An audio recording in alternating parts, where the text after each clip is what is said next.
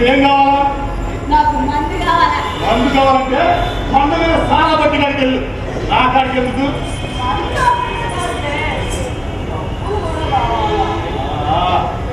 నువ్వు చేసిన పనికి ఎంత పాపం వచ్చిందో తెలుసా?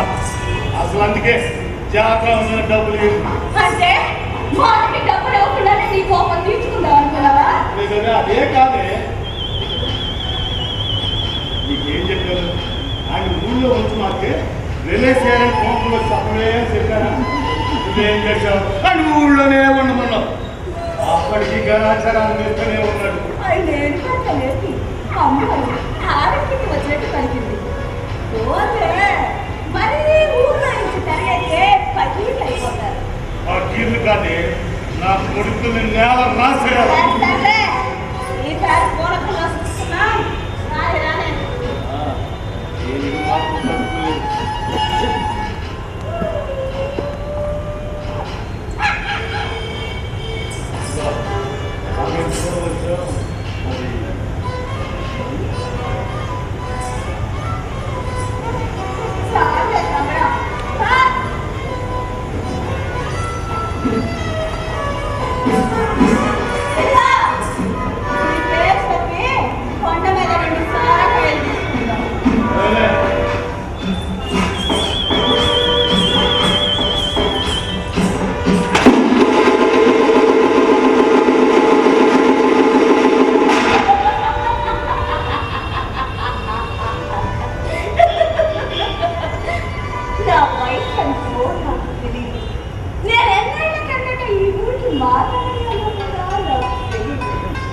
నాకు తెలిసినప్పటి నుంచి అది లక్షాధికారంగా భూస్వామిగా నేను చెయ్యేసి రమ్మంటే తప్ప ఏ మగాడు నా చెయ్యి చూసుకోవటానికి ధైర్యం చేయలేదు. నువ్వంటే ఎందుకో గాలి ఆగానే ఇప్పుడు నీ చెంప చెట్టు కనిపించకుండా ఆగింది. మర్యాదగా కిందకున్నాడు.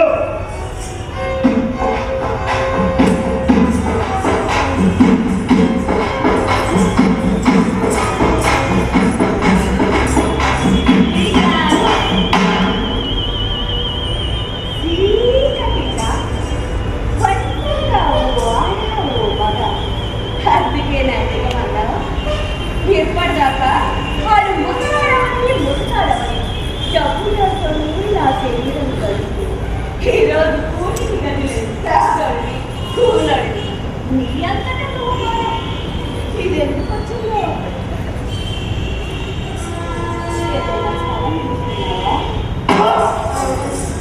నీ పొదుపు సెల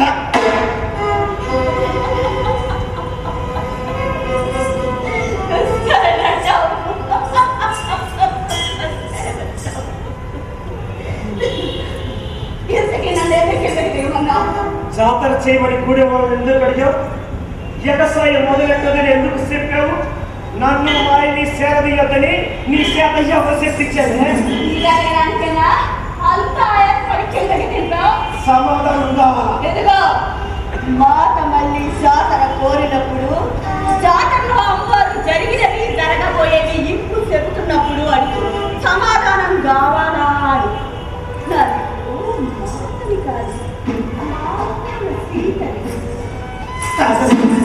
అదే తేలిపోవాలి.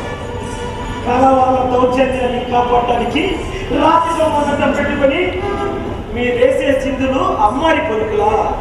ఈ దేవుడి మెట్ట దేవుడి గుడి దొంగసాల ఎగుమతి కలువైన చోటని రాత్రిపూట ఈ పరిసరాల్లో ఎవరో తిరగకూడదా? నేనంతా చూసానే. నువ్వు వాడితో మాట్లాడిన మాటలన్నీ అన్నా. ఈసారి యాత్ర సాగవే. ఇప్పటిదాకా ఎవ్వరూ కనిపెట్టలేని రహస్యాలను చాలా నీ ఆటలు సాగవన్నావే, అది మాత్రం తప్పు. ఒక నల్ల మేకని నలుగురు కుక్క అనగానే వదిలి వెళ్ళిపోయే ఎర్రి ఎర్రి ఎర్రి ఎంగలాయనంత కాలం మాటలు సాగుతుంది. మీ బతుకులు పూటకాలనే ఎంత ధైర్యంగా ఒప్పుకున్నావే? పోరాపించాడ నాకైనా బట్ట బయలైతే పరిస్థితి లేకపోతే జీవం లెక్క లేదే. పేద జాతిలో పుట్టలేదంటే నువ్వు కడుపు కక్కుర్తి కోసం వాయి కోసం లేకుండా తిరిగి నువ్వు తెలియని కాకుండా నీ కోర్టు పేదల కడుపులో బట్టి కొడతావా? ఇది ఒక కొద్దే. ఇప్పుడు నువ్వు నా ఎంత చూడడానికి రావాలా, వచ్చి ఎలా చిత్రాన్ని బయట పెట్టాలా? రావే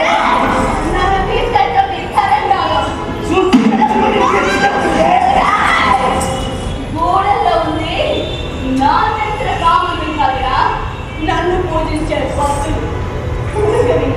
నువ్వు ఒక్కరి మాటలే చేయగలవు. ఏ కూర్చోవే?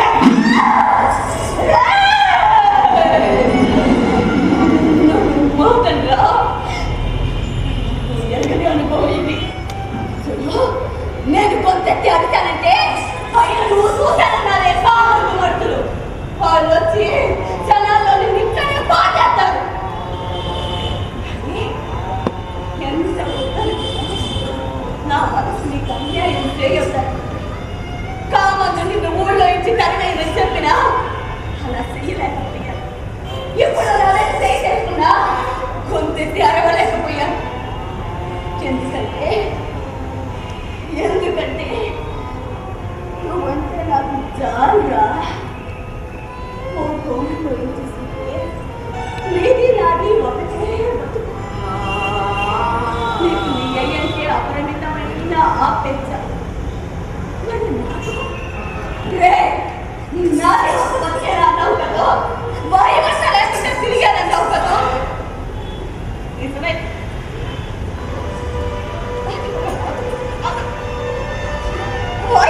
లేకుండా తిరిగాను. కానీ నా కడుపు కక్కుర్తి కోసం కాదురా. తిరిగిపోయిన గుడిసెలో కుళ్ళిపోయిన నాయ పొందిరా.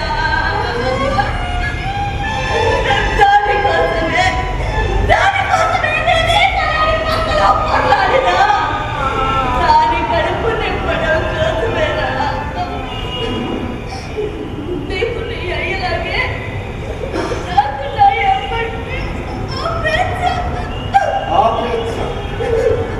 అంత ఆపేక్ష ఉంటే రావే, కూలి పనిసే.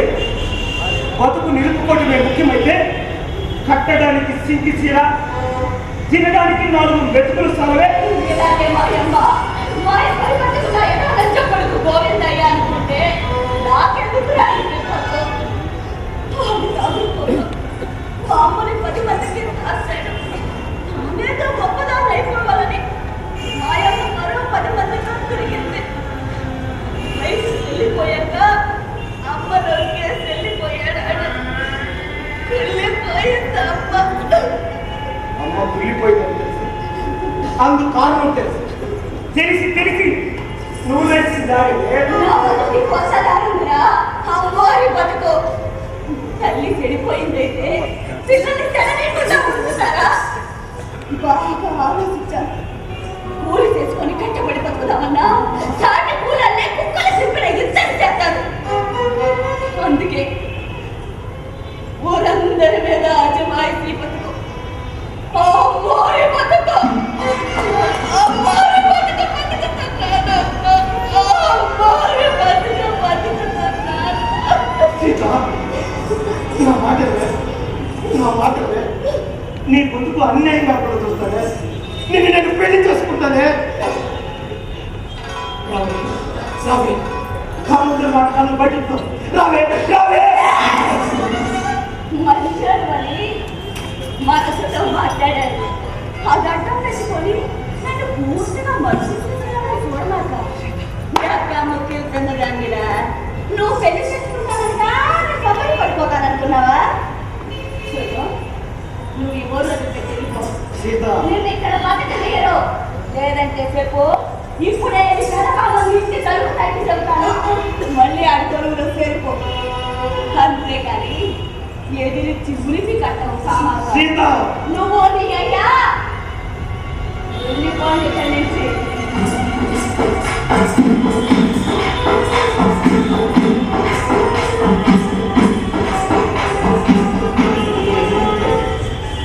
ముళ్ళు తొలికి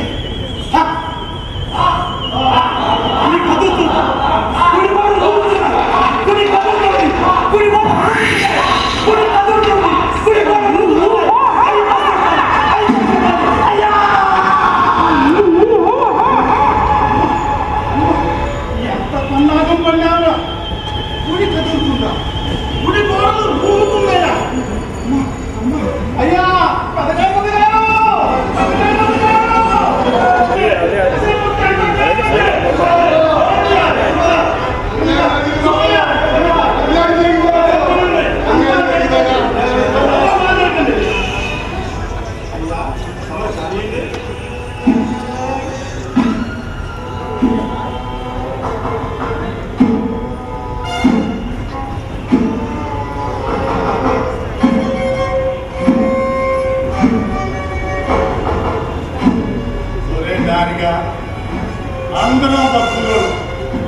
అంతా దేవతల గురి కలిగినాడు.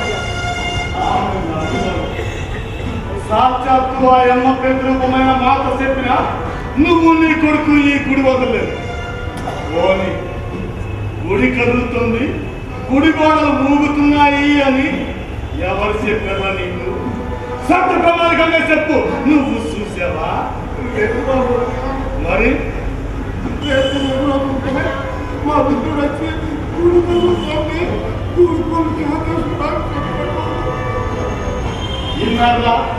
ఇన్నారా అది అసలు విషయం. గుడి కదులుతోంది అంటే మనందరం ఆయన చూడటానికి గుడి కదలలేదు, గుడి గోడలు పోగాలేదు. కానీ అదే ఏళ్ళకు నీ గూడెలు గుడిసలు కానుకోలేదు. గుడి కదులుతుందని చెప్పి ఆ అయ్యను పంపిణీ ఉంచుడు.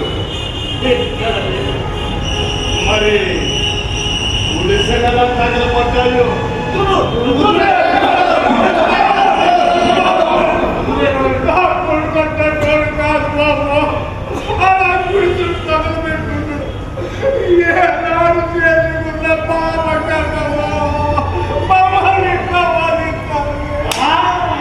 ఎక్కడ వీడికి కన్న తీపాటు వచ్చిందిరా? ఒరే నారిగా, నిజం నిప్పులాంటిరా. దాన్ని కొట్టలో మూట కట్టాలనుకుంటే మరీ అంటుకుంటు. దేవుడు చిక్కినాడు ఆరు గుడి కలుగుతుంది అంటే నువ్వు మాత్రం ఎలా కన్నావురా? దేవత మాట మీద మిమ్మల్ని సేవలేదని చెప్పి మమ్మల్ని ఏమి చేయలేక మూడు వాళ్ళ మీద మీరు పనిగెత్తుకుంటారా? ఆయన సొంత వ్యవసాయం చెప్పి వాళ్ళ బతుకులు నాశనం చేశారు. దేవత కాబట్టి మళ్ళీ ఎవరి వాడు బాగున్నాడు కదా అనుకుంటే ఇవాళ కూడు నేను ఖర్చులు చేశారు కదా. మా ఊరికి అందమే తింటున్నారు కదా. నా కూడుకోడు, నా అన్నలు ఉన్నారు, తమ్ముడు ఉన్నారు, నా బిడ్డలు ఉన్నారు. మా గుడిని మేమే తగలబెట్టుకుంటావా? ఒరే మరీ నంగనాచాసలేకు.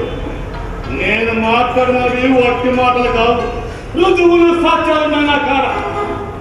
గణాచారి వెళ్ళాడు, తీసుకురా. అసలు ఏం జరిగిందో చెప్తానేనండి. గూడెం తగలబడిపోతుందని మీరంతా పరుగు పరుగునే వెళ్ళిపోయారు. వెనక నాను గణాచారి వస్తున్నాం. ఇంతలో గోవిందే రుద్రుని పట్టుకుని మా కాడకు వచ్చాడు. రుద్రుడి చేతిలో కిరసనాలు డబ్బ అగ్గి పెట్టి ఉన్నాయి. గోవిందయ్య కళ్ళారా చూశారన్న. ఇక ఆ పరిస్థితుల్లో మీ మధ్యన రుద్రుని పడేస్తే అందుకే నిజం నిలకడ మీద తేలుద్దామని ఆడిని పైన కట్టి పడేమన్నాను.